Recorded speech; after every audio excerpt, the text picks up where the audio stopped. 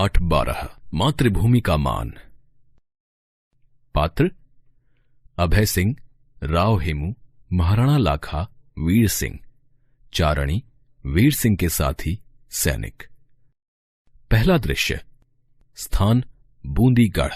बूंदी के राव हेमू अपने कक्ष में मेवाड़ के सेनापति अभय सिंह से बात कर रहे हैं।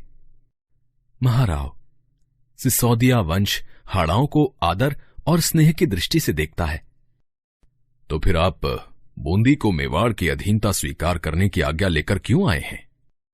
महाराव, हम राजपूतों की छिन्न भिन्न असंगठित शक्ति विदेशियों का सामना कैसे कर सकती है? आज आवश्यकता इस बात की है कि हम अपनी शक्ति एक केंद्र के अधीन रखें। और वो केंद्र है चित्तौड़। इसमें भी कोई संदेह है महाराव? जो राजवंश पहले मेवाड़ के अधीन थे, महाराणा लाखा चाहते हैं आज भी उसी तरह रहें।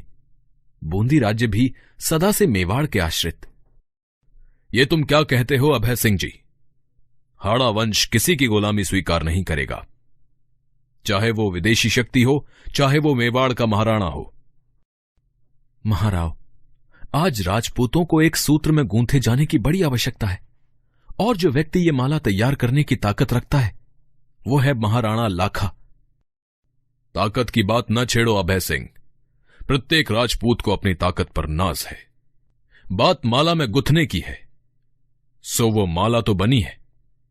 हां, उस माला को तोड़ने का श्री गणेश हो गया है। किंतु अनुशासन का अभाव हमारे देश के टुकड़े किए हुए है। प्रेम का अनुशासन मानने को हाड़ा वंश सदैव तैयार है, शक्ति का नहीं। बूंदी स्वतंत्र राज्य है और स्वतंत्र रहकर वो महाराणाओं का आदर करता रह सकता है। अधीन होकर किसी की सेवा करना वो पसंद नहीं करता। तो मैं जाऊं? आपकी इच्छा। दूसरा दृश्य। स्थान चित्तौड़ का राजमहल। महाराणा लाखा बहुत चिंतित और व्यथित अवस्था में टहल रहे हैं। मेवाड़ के गौरवपूर्ण इतिहास में कलंक का टीका लग गया है। मुट्ठी भर हाड़ाओं के हाथों पराजित होकर मेवाड़ के आत्मगौरव को कितनी ठेस पहुंची है, ये मेरा हृदय ही जानता है। अभय सिंह का प्रवेश और महाराणा को अभिवादन करना। महाराणा जी, दरबार के सभासद आपके दर्शन पाने को उत्सुक हैं। सेनापति जी, आज मैं दरबार नहीं जाऊंगा। जब से हमें नीमरा के मैदान में बूंदी के राव हेमू से पराजित होकर भागना पड़ा, मेरी आत्मा मुझे धिक्कार रही है। किंतु जरा सी बात के लिए आप इतना शोक क्यों करते हैं महाराणा? रात के समय आकस्मिक धावे से घबराकर हमारे सैनिक भाग खड़े हुए। आप तो प्राणों पर खेलकर राव हेमू से लोहा लेना चाहते थे। हम ही लोग आपको वहां से खींच लाए। इसमें आपका क्या अपराध है? नहीं अभय सिंह जी, मैं अपने मस्तक से इस कलंक के टीके को धो डालना चाहता हूं। मेवाड़ के सैनिक आपकी आज्ञा पर अपने प्राणों की बलि देने को प्रस्तुत हैं। उनके पौरुष की परीक्षा का दिन आ पहुंचा है। महारावल बप्पा का वंशज मैं लाखा प्रतिज्ञा करता हूं कि जब तक बूंदी के दुर्ग में ससैन्य प्रवेश नहीं करूंगा, अन्न जल ग्रहण नहीं करूंगा। महाराणा, इतनी बड़ी प्रतिज्ञा करने की क्या आवश्यकता है? इसमें संदेह नहीं कि अंतिम विजय हमारी होगी, किंतु यह निश्चय पूर्वक नहीं कहा जा सकता कि इसमें कितने दिन लग जाएंगे। इसलिए आप ऐसी भीषण प्रतिज्ञा ना करें। आप ये क्या कहते हैं सेनापति? क्या कभी आपने सुना है कि सूर्य वंश में पैदा होने वाले पुरुष ने अपनी प्रतिज्ञा वापस ली हो? गाते गाते चारणी का प्रवेश। चारणी, तुम अपने गाने में क्या कह रही थी कि पूरे राजस्थान को एकता की श्रृंखला में बांधकर देश की स्वाधीनता की रक्षा की जाए, पर मैं तो इस श्रृंखला को तोड़ने जा रहा हूं। यह आप क्या कहते हैं महाराणा? मैं आपसे निवेदन करने आई हूं कि यद्यपि समय के फेर से आज हाड़ा शक्ति और साधनों में मेवाड़ से छोटे हैं, फिर भी वे वीर हैं। विपत्ति के दिनों में वे मेवाड़ को सहायता देते रहे हैं। यदि उनसे कोई धृष्टता बन पड़ी हो तो महाराणा उसे भूल जाएं और राजपूत शक्तियों में स्नेह का संबंध बना रहने दें। चारणी, तुम बहुत देर से आई। चारणी, महाराणा ने प्रतिज्ञा की है कि जब तक वे बूंदी के गढ़ को जीत न लेंगे, अन्न जल ग्रहण न करेंगे। दुर्भाग्य। एक उपाय है, यहीं पर बूंदी का एक नकली दुर्ग बनाया जाए। महाराणा उसका विध्वंस करके अपनी प्रतिज्ञा पूरी कर लें। अच्छा सुझाव है। ठीक है, अभी तो मैं नकली दुर्ग का विध्वंस करके अपने व्रत का पालन करूंगा, किंतु हाड़ाओं को उनकी उद्दंडता का दंड दिए बिना मेरे मन को संतोष न होगा। सेनापति, नकली दुर्ग बनवाने का प्रबंध करें। तीसरा दृश्य, चित्तौड़ के निकट एक जंगली प्रदेश, नकली दुर्ग का मुख्य दरवाजा, महाराणा और सेनापति का प्रवेश। ये तो बूंदी दुर्ग की ठीक हूबहू नकल है। इस दुर्ग को मिट्टी में मिला देने से मेरी आत्मा को संतोष नहीं होगा, लेकिन अपमान की वेदना में जो विवेकहीन प्रतिज्ञा मैंने कर डाली थी, उससे तो छुटकारा मिल जाएगा।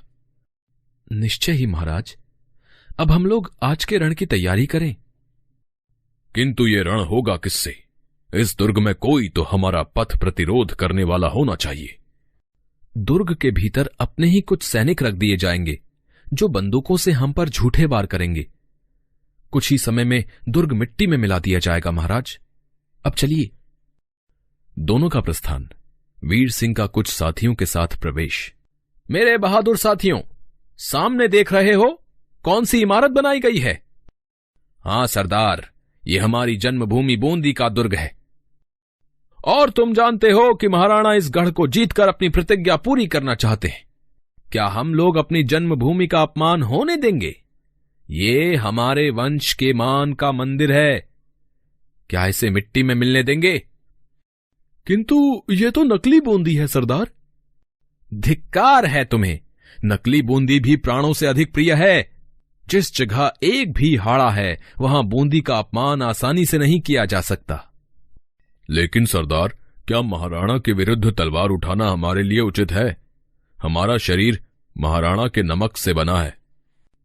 जिस जन्मभूमि की धूल में हम खेलकर बड़े हुए हैं, उसका अपमान भी कैसे सहन किया जा सकता है? जब कभी मेवाड़ की स्वतंत्रता पर आक्रमण हुआ है, हमारी तलवार ने उनके नमक का बदला दिया है। लेकिन जब बूंदी के मान का प्रश्न आएगा, हम बूंदी की ओर से प्राणों की बलि देंगे। निश्चय ही, जहां पर बूंदी है वहां पर हाड़ा है, और जहां पर हाड़ा है वहां पर बूंदी है। मेरे वीरों, तुम अग्निकुल के अंगारे हो, अपने वंश की आभा क्षीण न होने देना। प्रतिज्ञा करो कि प्राणों के रहते हम इस नकली दुर्ग पर मेवाड़ की राज्य पताका स्थापित न होने देंगे।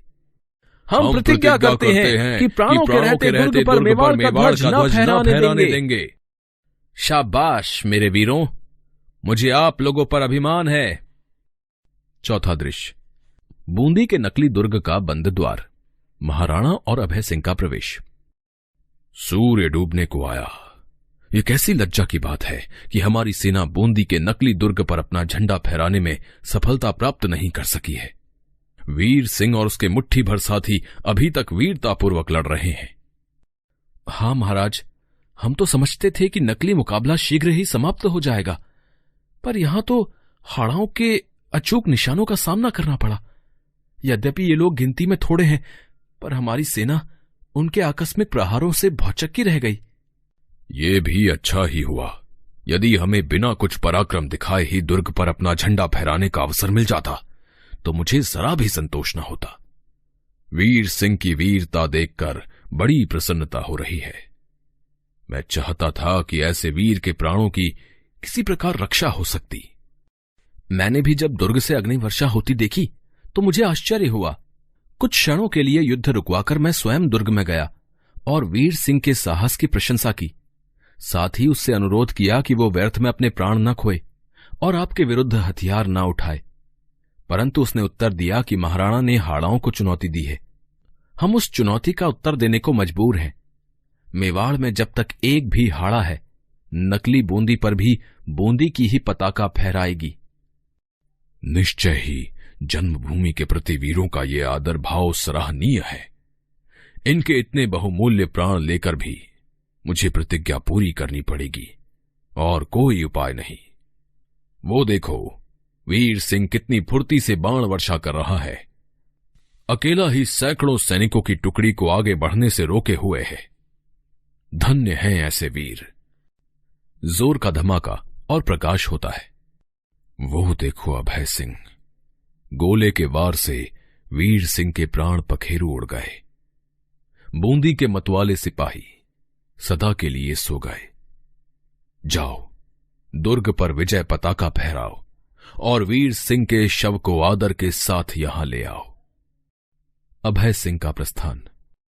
आज इस विजय में मेरी सबसे बड़ी पराजय हुई है। व्यर्थ के दंभ ने आज कितने ही निर्दोषों के प्राणों की बलि ले ली। चारणी का प्रवेश। महाराणा, अब तो आपकी आत्मा को शांति मिल गई होगी। यह देखिए, बूंदी के दुर्ग पर मेवाड़ के सेनापति विजय पताका फहरा रहे हैं। चारणी, क्यों पश्चाताप से विकल प्राणों को तुम और दुखी करती हो? न जाने किस बुरी सायत में मैंने बूंदी को अपने अधीन करने का निश्चय किया था। वीर सिंह के बलिदान ने मेरी आंखों पर से पर्दा हटा दिया है। मैं देखता हूं, ऐसी वीर जाति को अधीन करने की अभिलाषा करना पागलपन है। तो क्या महाराणा अब भी मेवाड़ और बूंदी के हृदय मिलाने का कोई रास्ता नहीं निकल सकता? वीर सिंह के शव के साथ अभय सिंह का प्रवेश। चारणी, इस शहीद के चरणों के पास बैठकर मैं अपने अपराध के लिए क्षमा मांगता हूं, किंतु क्या बूंदी के राव तथा हाड़ा वंश का प्रत्येक राजपूत आज की इस दुर्घटना को भूल सकेगा? राव हेमू का प्रवेश। क्यों नहीं महाराणा, हम युग युग से एक हैं और एक रहेंगे। आपको यह जानने की आवश्यकता थी कि राजपूतों में न कोई राजा है न कोई महाराजा। सब देश, जाति और वंश की मान रक्षा के लिए प्राण देने वाले सैनिक हैं।